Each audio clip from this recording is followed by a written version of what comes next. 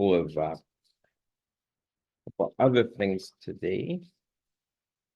And let's talk about ideals.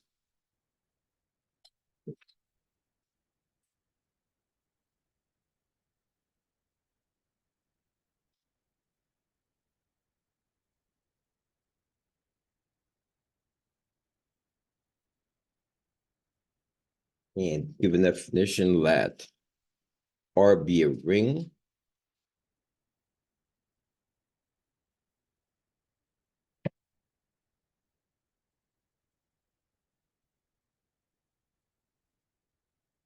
And I a subset of R.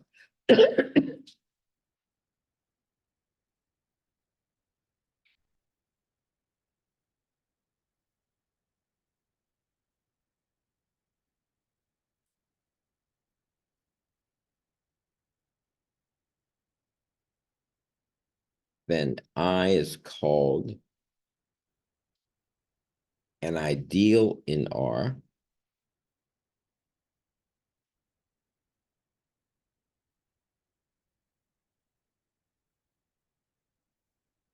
If number one, I is a subring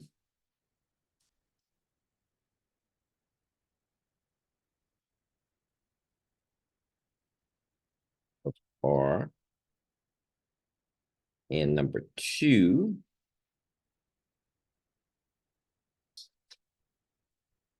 for all in the ring and for all elements in the subring I,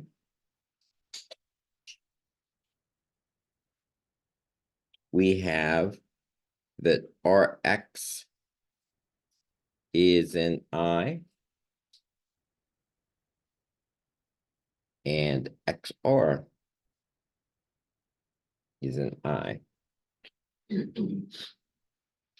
So that's the definition of an ideal if it's a subring. And then you can kind of see what the idea is, that pretty much any elements from R, when you multiply by any elements in I, they kind of get absorbed into I. In other words, though when you multiply them, they're always going to be a member of I, even though the elements that you're multiplying aren't necessarily in I. In other words, now, of course, one of them will be in I, and then you're taking one of them from the ring R. Some of them will be in I, some of them won't. When you multiply them, they're in I. And so you could think of a couple of examples. Let's say 5Z, one that we've done work with before, is an ideal.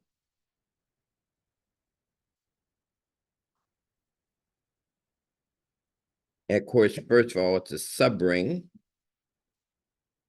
And first check. It is a subring.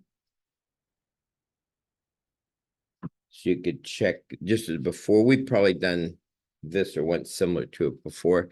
So let X and Y. But it's good practice. Again, this is how you would check again to something's a subring. So you take two typical elements in 5Z. And again, what does that, what would those look like? Then that means X equal 5N, Y equal 5M,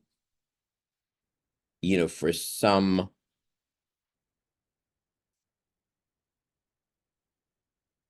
N and M in the integers. And then, of course, the question for the test is you do X minus Y, see if that's in 5Z, of course, X minus Y.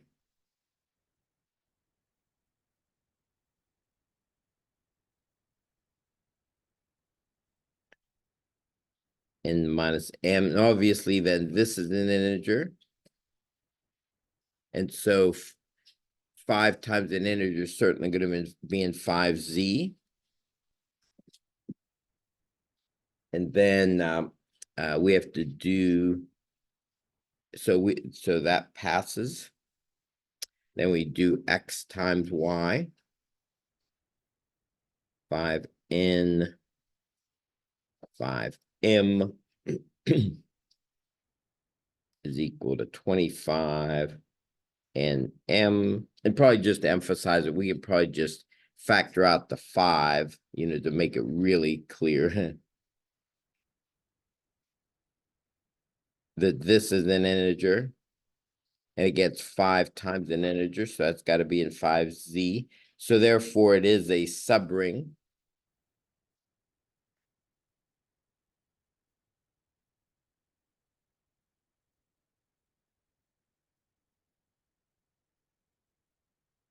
And so the question then next is it an ideal?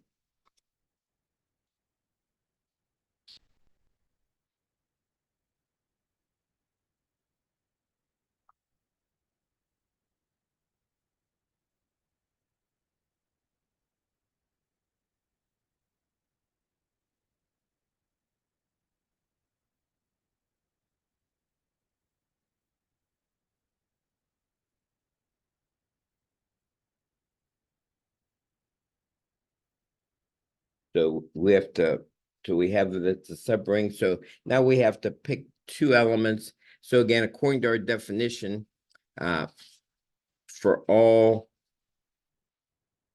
R in the ring and for all X in the subring, we have to have Rx has to be in the subring and XR has to be in the subring. Again, let's do that. So we'll, once again, as we always do, we pick two typical elements. Let R be, I'll say it this way, let R be in the ring. Now, again, the ring is going to be Z. The original ring is Z. And then we have to pick like something in the, what we're saying is going to be our ideal. And that's going to be 5Z. So we're picking something from the ring, something from the subring. You don't need the R and I here. Just kind of put them in here to just emphasize which is which. But we're taking an R and Z and an X and 5Z. And then once again, just to remember what that's going to mean is X is going to be 5N for some N in Z.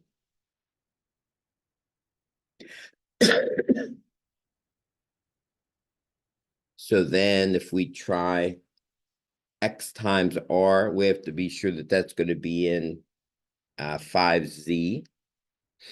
So X times R is going to be 5N X.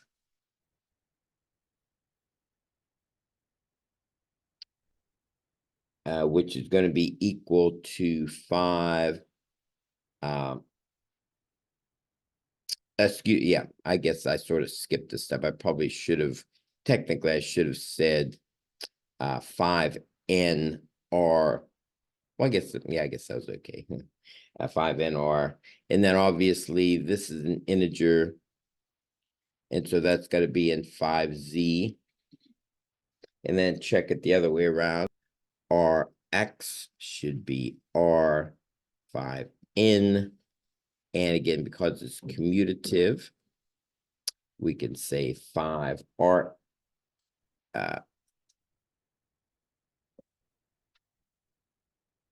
5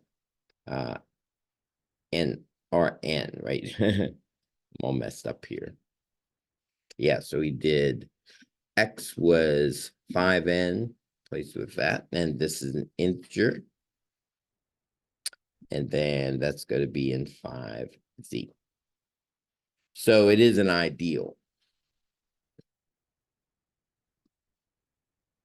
So 5Z is an ideal.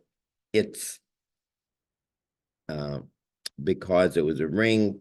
And then if we took any typical element from the original ring and any element from the subring, multiplied them together on the left and on the right, they're both in the subring. Any questions on that?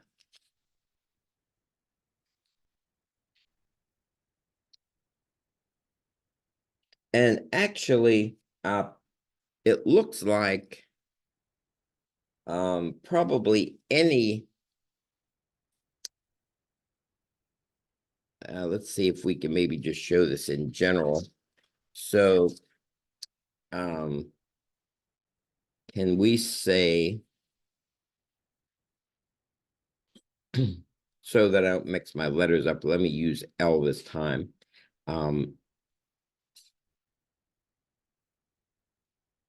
For any, let me call it L, Z, in Z,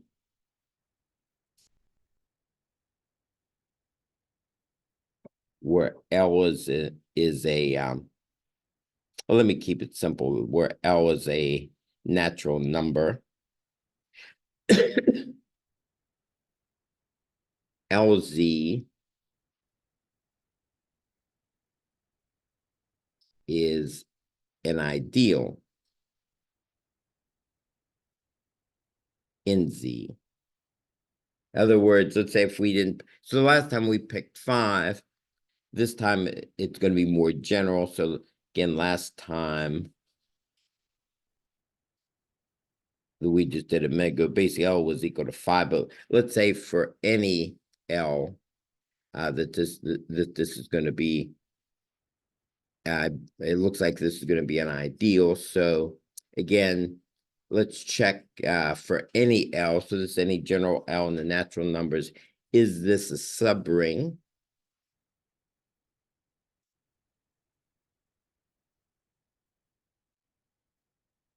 And once again, pick any 2 typical elements. Let X and Y be in LZ.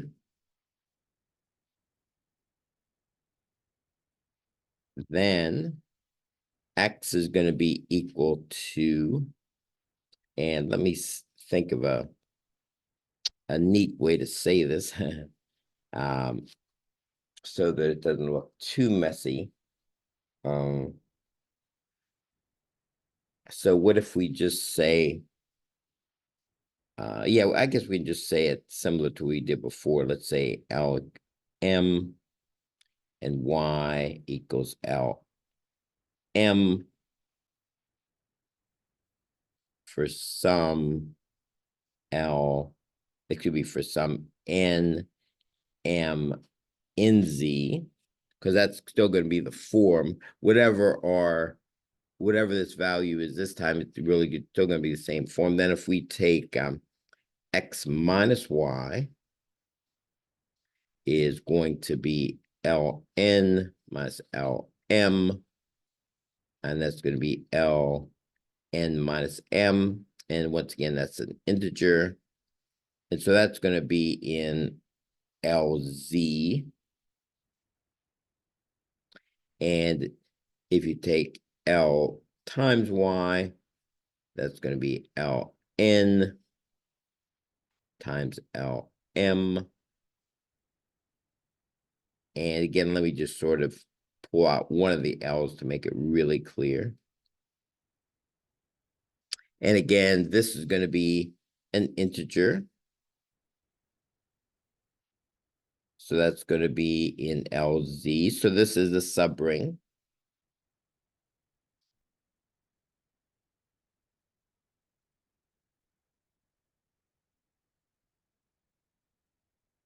For any L in the naturals.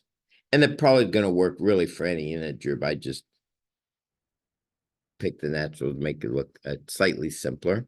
And then finally, let, just like we did before we picked, like, say, let R be in Z and X be in LZ, then X is going to be LN for some N in Z. And then, so once again, so then XR is going to be sure I don't mess this up. So LNR like this. So of course that's going to be NR. Again, this is an integer. So this has got to be in LZ. And RX is going to be RLN.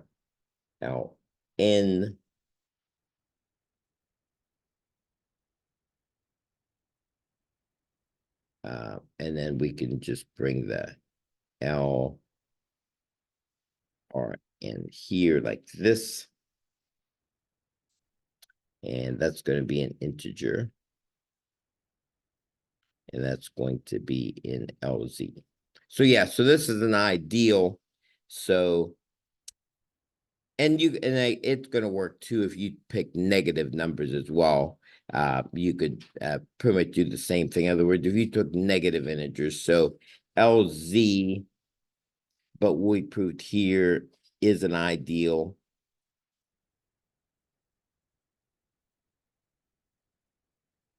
In Z for any L you want to pick in the natural numbers. Like I say, you could just easily show the same thing for any L in the integers. Any questions on that? Is that all?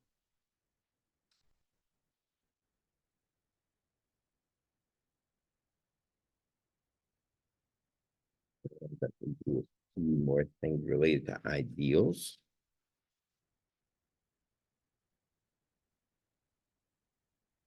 And actually, these are more definitions. I call them examples here for any ring.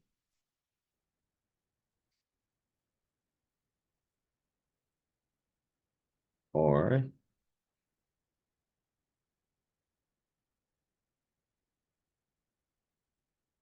the additive identity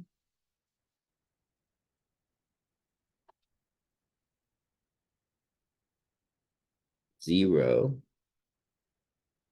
is an ideal.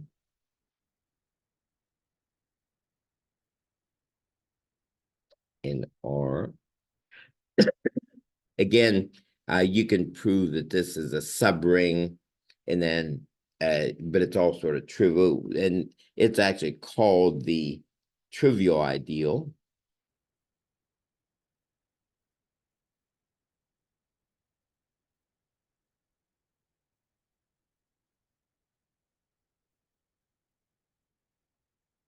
And also the whole ring itself is an ideal.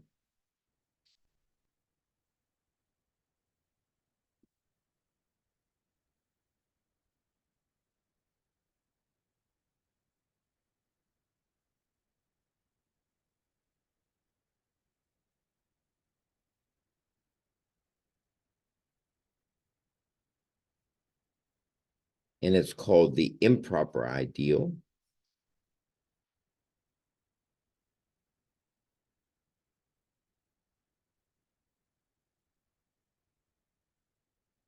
So those are two ideals that you always have is the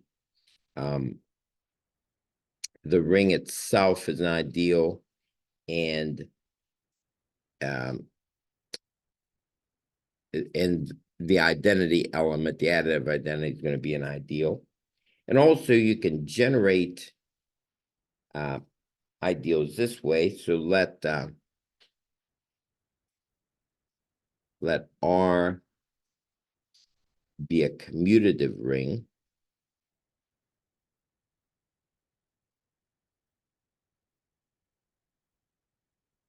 So again, this has to, if it's a commutative ring, and let A be an R,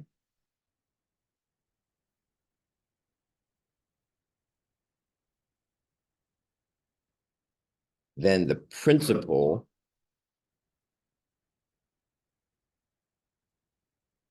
ideal is given this way. Let me call this set S. I'm going to call this set S is RA such that R is in R, like this.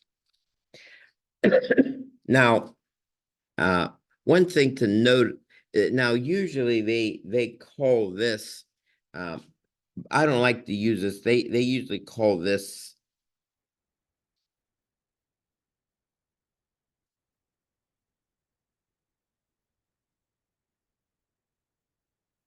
like this here, but that looks so much like this. That's exactly the same as a cyclic group, but it confuses cyclic groups. So I don't like to use that. But if you see in a book, sometimes in this context, they'll use this, but I don't like to use it because remember when we did the cyclic group, it did it this way, it generated this way, and it can sometimes be confusing. So so again, so let's show that this is an ideal.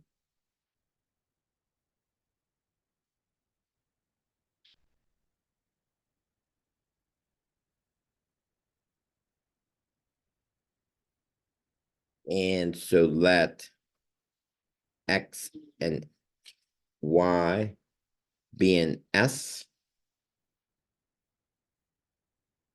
Then X is going to be R1 for some R1 in the ring.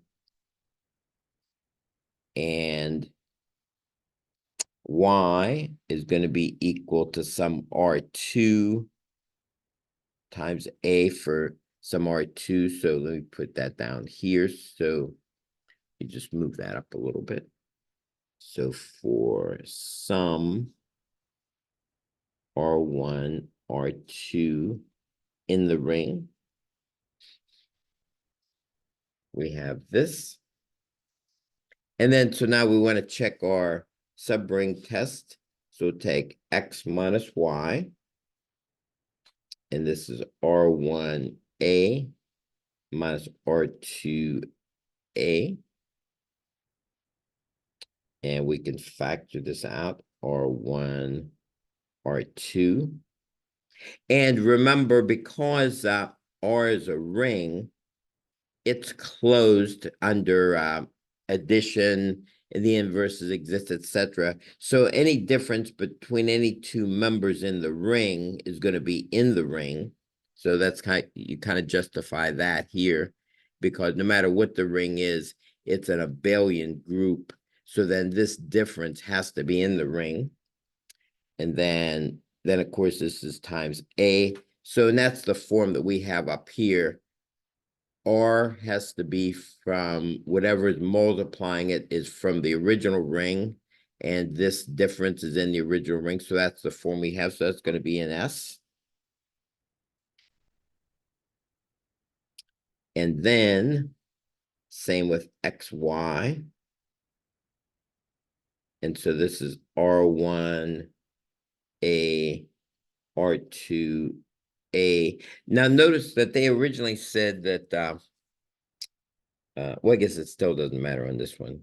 I was going to say this was from a commutative group. We don't need that commutative ring, excuse me. We don't need that yet because we can still say R1A, R2A. So we know because R1, R2, and A are all from the original ring. And because of the fact that it is a ring, it's closed under multiplication. So this has to be in the ring. And then, so once again, we have a member of the ring times A. So that's going to be in our set S, like that. So this is a subring.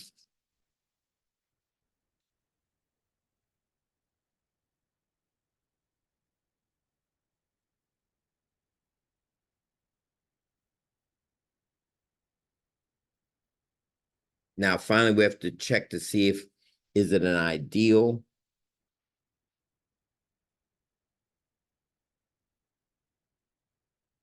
So we still have to check, and let me do this again. So let R be a member of the ring, and let X be a member of S, and so then X, and I'll use R1 like it did up above. Well, let's see. Yeah, let me use up R1 just like it did up above, so I don't use any more notation. So again, if X is a member of the set, then according to the way the set is set up, X is going to be of the form R1 times A for some R1 in the original ring. And then if we do Rx equal, and then over here we said that X is R1A. And of course, once again, because R is a ring, it's closed under multiplication. So this has to be an R. So that's exactly the form that we have for S. It's going to be a member of R times A. Then if we have XR, then it's going to be R1 A R. And now here's where we need the fact there's a commutative ring, because when we're doing Z, we knew that it was commutative, but now this is just a general ring. So we can't say for sure it's going to be commutative. So that's why here that was one of the criteria that let R be a commutative ring, because here's where we need it right here is because it's a commutative ring, we can switch these around. It's going to be R1A. Again, let me put this here because commutative ring. And so therefore we can rearrange those, huh? And then of course, once again, because R is a ring and both of these are from R is closed under multiplication. So this is going to be an R, and therefore that has the form that we had, that's an S. So, and it passes these two. So that's set RA such that R is in R is an ideal. Any questions on that? Again, the steps are all kind of tedious, but you can see how why you have to kind of justify everything. Um, and also it's sort of good practice for doing a lot of these tests for subrings and ideals, etc.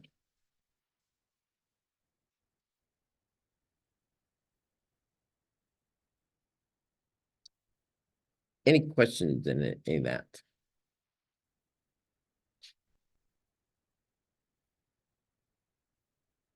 And again, now I think for the exam, the only thing you need to know about ideals is just the definition. I think that's the only thing on the practice problems. So this stuff is for a little bit later. Let me just mention a couple more things. And actually, there's a theorem. We won't prove this right now, but there's a theorem that says that I be a subring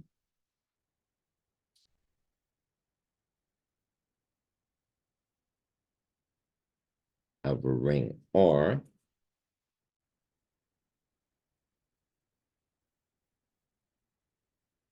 then I is an ideal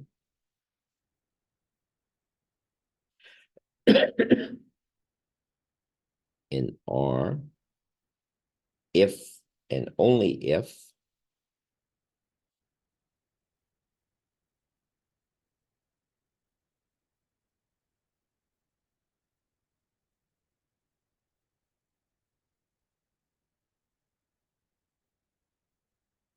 the multiplication. It seems kind of odd, but this is kind of the way it turns out. Let's say maybe in next week we can go through and prove this, that A plus I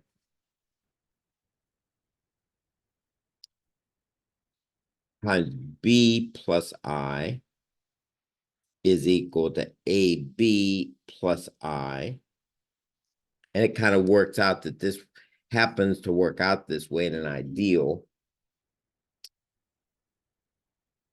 for all A and B in the ring, if and only this multiplication is a well-defined operation.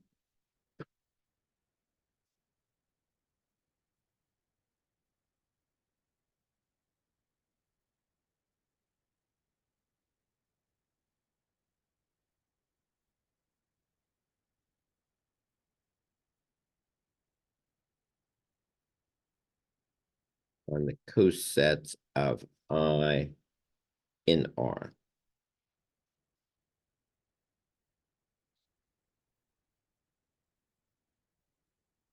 And so just like we had a quotient group, this kind of leads to what they call quotient ring.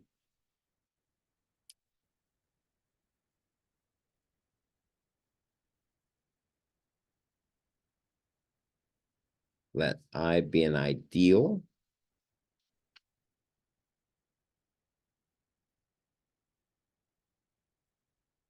And ring R.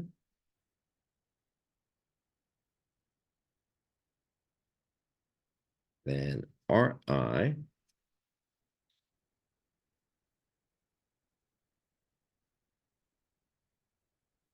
is called a quotient ring.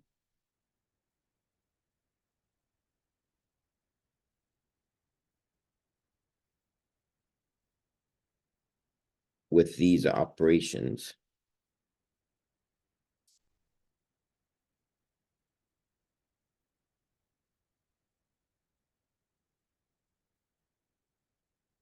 A plus I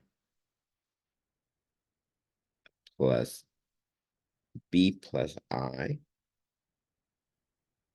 is equal to A plus B plus I. Same thing that you had for a quotient group, but then we have this additional property that was sort of mentioned in the last theorem, that A plus I times B plus I is going to be equal to AB plus I.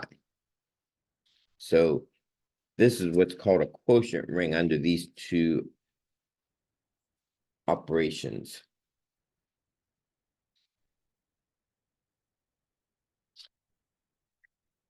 Okay. So that'll be probably enough for the new stuff right now. And I just want to go back then